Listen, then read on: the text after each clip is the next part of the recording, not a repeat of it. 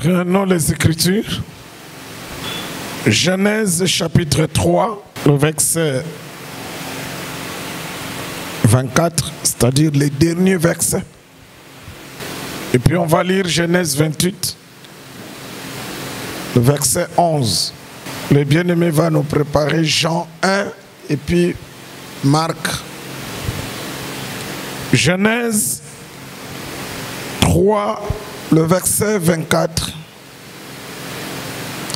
C'est ainsi qu'il chassa Adam et il mit à l'orient du jardin le chérubin qui agite une épée flamboyante pour garder le chemin de l'arbre de vie.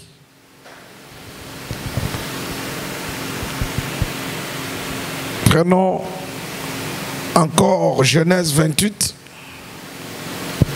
le verset 11 jusqu'à 13.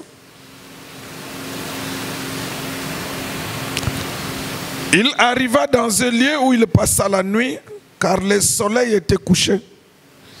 Il y prit une pierre dont il fit son chevet et il coucha dans ce lieu-là. Il y eut un songe et voici une échelle était appuyée sur la terre et son sommet touchait au ciel. Et voici les anges de Dieu montaient et descendaient par cette échelle. Et voici le Seigneur se tenait au-dessus d'elle et il dit: je suis le Seigneur, le Dieu d'Abraham ton père, le Dieu d'Isaac. La terre sur laquelle tu es couché, je te la donne à toi et à ta postérité. On va nous lire directement Jean 1, 51 et puis Marc 15, 38. Et il lui dit: en vérité, vous verrez désormais le ciel ouvert et les anges de Dieu monter et descendre sur le Fils de l'homme. Et Marc 15, 38.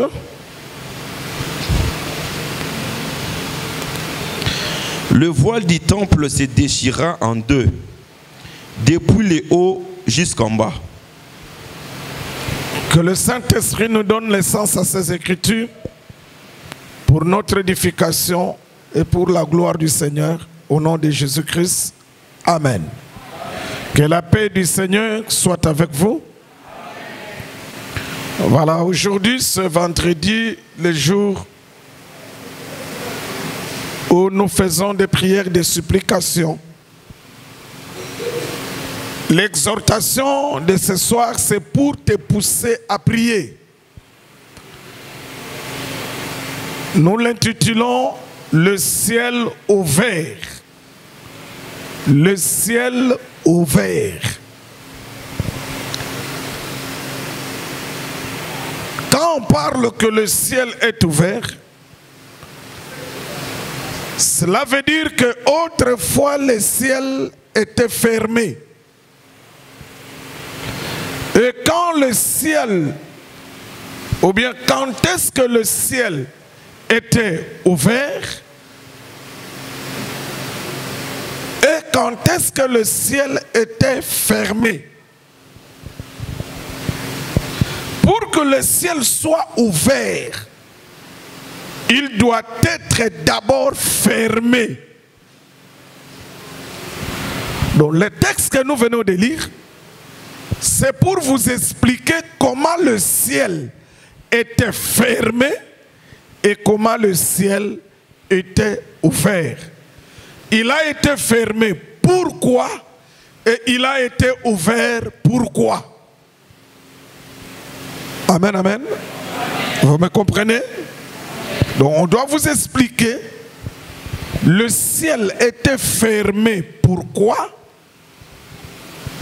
Et le ciel était ouvert, pourquoi? Quand est-ce que le ciel était fermé et quand est-ce que le ciel était ouvert? Commençons. Comment le ciel a été fermé? Nous venons de lire le texte de Genèse, chapitre 3, le verset 24. Dans ce texte, si vous lisez le texte par connaissance, vous allez comprendre que ce jour-là, c'est le soir où l'homme Adam avait péché, et Dieu est venu le soir pour voir Adam, et Adam n'était pas là. Et Dieu posa la question à Adam, Adam dit c'est la femme dit c'est le serpent. Vous connaissez bien ce qui s'est passé. Alors suivez. Qu'est-ce que Dieu a fait en finalité? La parole témoigne que Dieu avait chassé l'homme du jardin. Quand Dieu chassa l'homme du jardin, Dieu n'a pas laissé ainsi le jardin. Dieu a placé des chérubins, donc des anges protecteurs. Il les a placés pour protéger le chemin qui mène à l'arbre de vie. Parce que Dieu avait dit, empêchons l'homme de manger à l'arbre de vie. Dieu plaça les anges protecteurs qui sont des chérubins pour protéger, pour empêcher l'homme d'aller vers l'arbre de vie.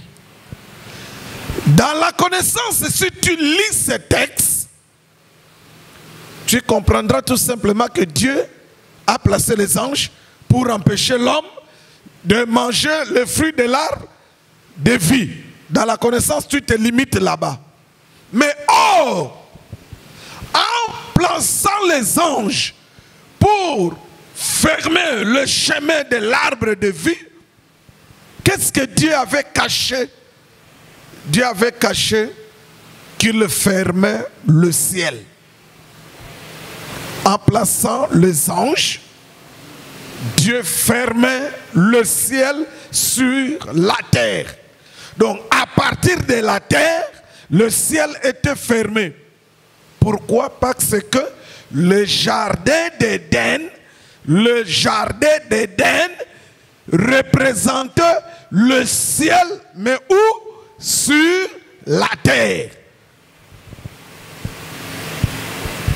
Donc le jardin d'Éden, c'était l'image du ciel sur la terre. C'était le sanctuaire de Dieu, mais sur la terre. Donc le jardin d'Éden, on a reproduit le ciel. Dieu a reproduit cela sur la terre. En plaçant les anges vers le chemin de l'arbre de vie, Dieu avait fermé le ciel. Pourquoi? C'est à cause du péché. Il n'y a que le péché qui peut fermer le chemin de l'exaucement de la prière. Quelqu'un me comprend? Le péché ferme le chemin de l'exaucement de la prière. Alors, depuis ce jour-là, par cet acte de placer le chérubin, le ciel était fermé. Quand le ciel est fermé, cela veut dire Dieu ne pouvait plus écouter la prière de l'homme. En fermant le ciel, Dieu ne pouvait plus écouter la prière de l'homme à cause du péché. Donc le péché avait séparé l'homme de son créateur. Et Adam est sorti du jardin. Il a commencé à avoir des enfants. Les hommes ont commencé à se multiplier sur la terre. Le ciel était toujours fermé. Noé est venu, le ciel est toujours fermé. Abraham est venu. Dieu a fait la promesse de l'ouverture du ciel à Abraham, qu'il a appelé la postérité. Mais le ciel était toujours fermé.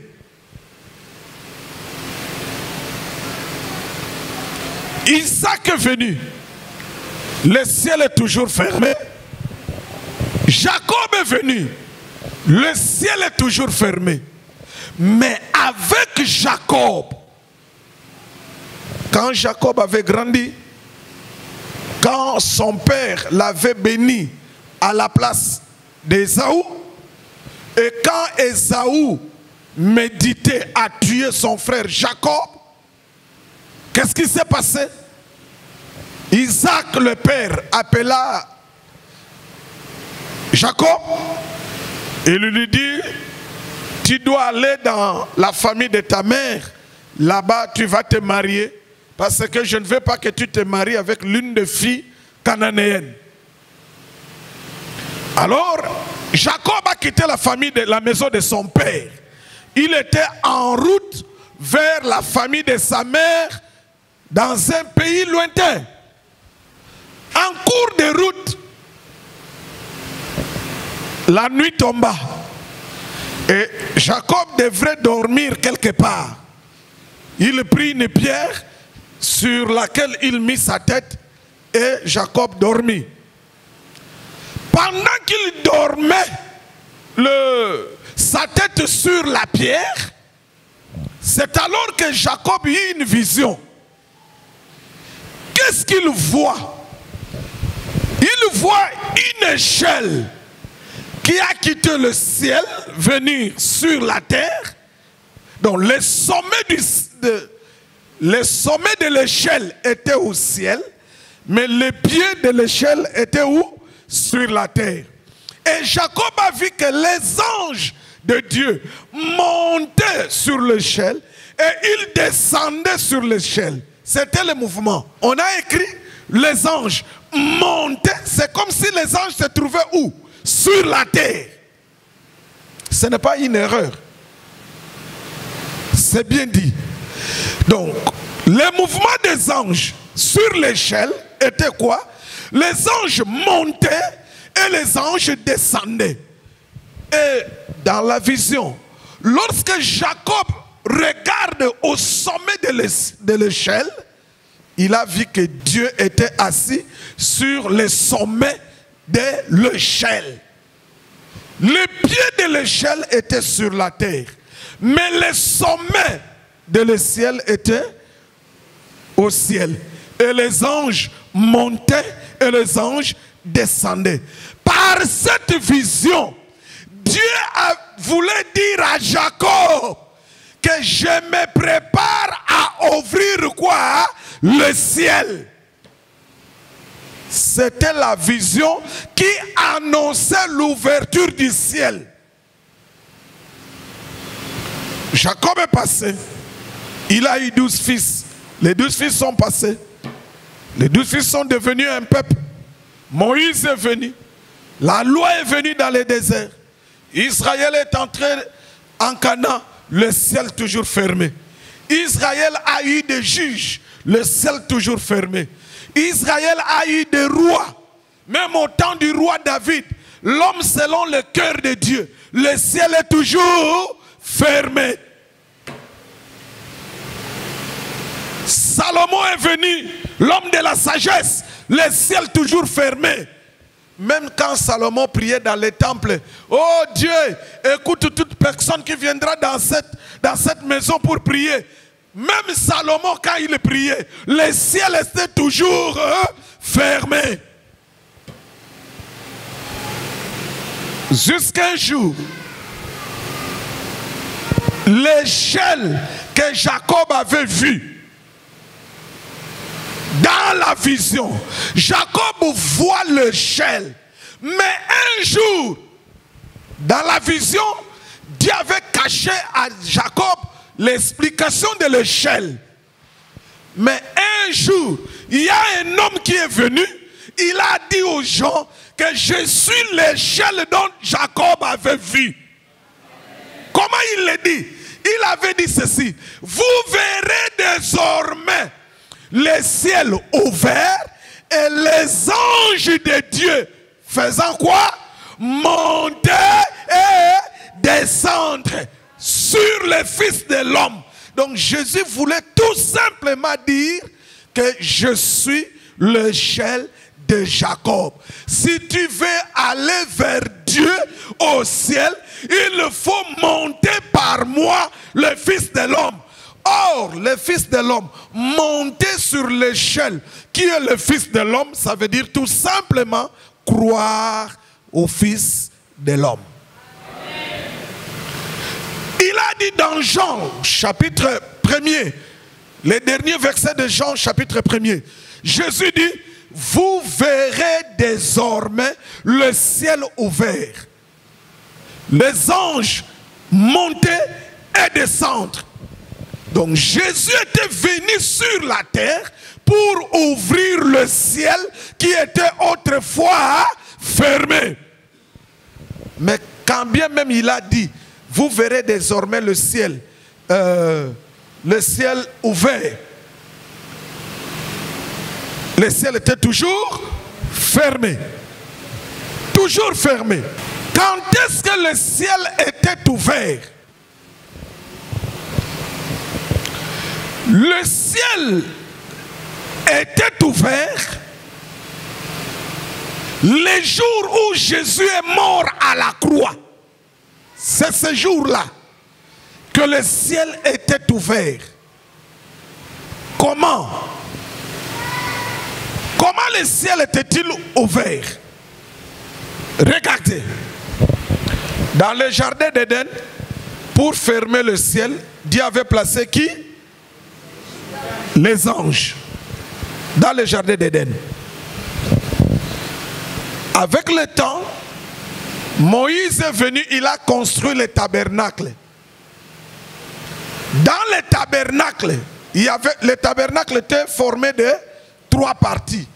Le parvis, le lieu saint et le lieu très saint. Entre le lieu saint et le lieu très saint, il y avait un voile. La présence du voile, ça empêchait les sacrificateurs d'entrer dans le lieu très saint. Qu'est-ce qui était dans le lieu très saint? C'était l'arche. Or, dans le lieu très saint, c'est là où Dieu descendait pour... Dieu descendait pour faire quoi? Dieu descendait pour boire le sang que l'on mettait sur le propitiatoire, le jour du pardon. Donc, la présence de Dieu dans le tabernacle, c'était l'arche. Vous avez compris? Mais regardez ce que Dieu demande à Moïse. Pour qu'on ne puisse pas voir l'arche, il faut placer quoi? Le voile. Donc, le voile, c'était comme le chérubin ou dans le jardin. Donc, le rôle du voile, c'est le rôle que jouait le chérubin dans le jardin d'Éden. Donc, la présence du voile dans le tabernacle pour protéger l'arche, c'était un signe que le ciel est toujours quoi? Fermé. Quand Salomon est venu, il a construit le temple. Parce que le temple, c'est toujours le tabernacle, mais dans une grande dimension. Dans le temple, Salomon aussi a placé quoi? Le voile. Pour protéger quoi? L'arche. Donc, le temple aussi avait 3 parties. Donc, il y avait la présence du voile dans le temple. Les sacrificateurs faisaient le travail dans le parvis, faisaient le travail dans le lieu saint chaque jour. Mais dans le lieu très saint, on ne pouvait pas entrer. On n'entrait qu'une seule fois l'an, le 10e jour du 7e mois, pour le pardon général du peuple. Et pour entrer, pour dépasser les voiles, il fallait que le souverain sacrificateur ait quoi? Le sang, le sang, le sang, retenez cela, le sang, répète après moi, le sang. C'est le sang qui permettait au souverain sacrificateur de dépasser les voiles pour aller faire le service du pardon, le sang. Donc la présence du voile, c'était aussi le ciel est fermé. Maintenant, le jour de la mort de Jésus à Golgotha, quand Jésus était sur la croix là-bas, le ciel est toujours fermé. Mais quand les soldats ont percé Jésus à la côte, le sang a coulé. La puissance du sang versé à Golgotha a agi dans le temple pour déchirer le voile, l'obstacle. Parce que le voile était un obstacle. Maintenant, pour donner l'accès au lieu très saint, pour donner l'ouverture au lieu très saint, il fallait que le sang de Jésus soit versé. Qu'est-ce qui a déchiré le voile du temple? C'est la puissance du sang de Jésus versé à la croix de Golgotha. Et lorsque le voile est déchiré, c'est-à-dire le ciel est, donc ce que Jésus avait dit dans Jean 1, le verset 51, Jésus avait dit, vous verrez désormais le ciel ouvert. Donc le ciel est, par rapport au jour dont Jésus avait déclaré, c'était au début de son ministère, ça a passé 3 ans pour que le ciel soit réellement quoi? Ouvert. Ça a passé 3 ans. Donc vous devez comprendre le langage de Dieu. Le langage de Dieu, vous devez comprendre. Jésus dit, vous verrez désormais le ciel ouvert. Tu peux croire que c'est aujourd'hui. Non, ce n'était pas aujourd'hui. Demain, ce n'était pas demain. 3 ans étaient passés. Quand il est mort à la croix, on l'a percé. Le sang est sorti et ce sang a déchiré le voile pour donner maintenant l'accès aux hommes d'entrer, de monter sur l'échelle et d'aller vers Dieu, c'est-à-dire Dieu pouvait maintenant écouter la prière de qui? De l'homme. Le ciel fermé en Éden, à cause du péché, le ciel est ouvert à la croix par le sang de Jésus. Donc aujourd'hui, nous sommes au bon moment. Aujourd'hui, l'église est au bon moment. Pourquoi le bon moment? C'est parce que nous sommes pendant le moment où le ciel est ouvert. C'est-à-dire Dieu écoute la prière de l'homme. Ce que David avait dit autrefois. Dans Psaume 65, le verset 3, David dit, « Oh, toi qui écoutes la prière, tous les hommes viendront à toi. » Quand David avait donné cette prophétie-là, le ciel était toujours quoi? Fermé. Donc, tous les hommes sont venus à Dieu que quand le ciel est quoi? Est ouvert. Aujourd'hui, vous êtes heureux parce que vous vivez le moment que Abraham n'a pas vécu, que Isaac n'a pas vécu, que Jacob n'a pas vécu, que Moïse n'a pas vécu, que David, Salomon n'ont pas vécu. Vous vivez le temps de l'ouverture du ciel. Vous vivez le temps où Dieu écoute la prière. C'est pourquoi Jésus a dit, tout ce que vous demanderez à mon nom, je le ferai. Et le Saint-Esprit, par l'apôtre Paul, il peut dire, soumettez vos besoins à Dieu. Je vous rassure, nous sommes pendant la période où le ciel est ouvert. Dieu écoute la prière de l'homme. Tu as un besoin. Tu as une situation qui te tourmente. Tu as quelque chose, la Bible dit, ne vous inquiétez pas, ne vous inquiétez pas. Soumettez les problèmes à Dieu. Tu as quelque chose qui dérange ton esprit. Tu as quelque chose qui te tourmente. Dans la famille, il y a une situation qui ne va pas. Le ciel est... L'oreille de Dieu est disposée pour t'écouter. Tout celui qui monte par l'échelle au sommet, il doit rencontrer qui? Dieu. C'est-à-dire toute personne qui croit en Jésus-Christ. C'est en Jésus que tu vas rencontrer Dieu. Et Dieu t'écoute. Rien n'est impossible à Dieu. Rien n'est impossible à Dieu. Celui qui avait fermé le ciel, il l'a ouvert par la mort de Jésus. Tu peux t'approcher du trône. C'est pourquoi l'apôtre aux Hébreux dit ceci. Approchez-vous du trône de la grâce. Nous sommes... C'est le meilleur des moments. Parmi les meilleurs moments de la marche de l'homme avec Dieu, nous sommes parmi ces meilleurs moments. C'est le moment où le ciel est ouvert. C'est le moment où l'homme s'approche du trône de Dieu pour parler à Dieu. C'est comme maintenant nous sommes... En fait, en réalité, physiquement, le culte se passe sur la terre. Mais spirituellement, le culte se passe au ciel. Nous sommes devant le trône. Quelqu'un me comprend? Allez, dis au roi.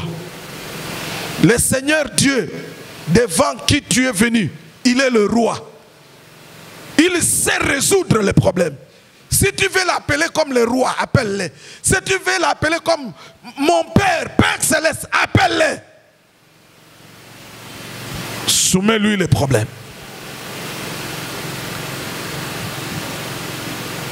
Soumets-lui ton problème. Quel est le problème qui dérange ta vie? Soumettez-le à Dieu. Prions. Ta famille a un besoin. Soumets-le à Dieu. Le ciel est ouvert. Le ciel est ouvert. C'est là où Dieu écoute la prière. C'est le moment où Dieu écoute la prière. Approchez-vous du trône de la grâce, parce que le ciel est ouvert. Le trône qui était autrefois le trône de la colère, le trône de la loi, et aujourd'hui le trône de la grâce. Tu peux t'approcher pour soumettre ton problème.